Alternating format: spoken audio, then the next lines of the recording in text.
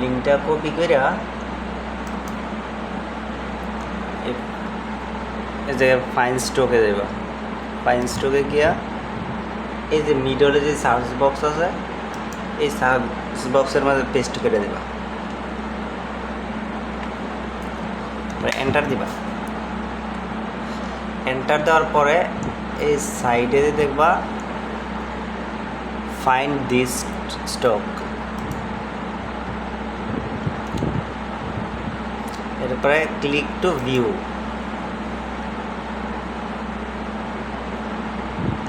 এবার এটার নিচে প্রিভিউ সাইট,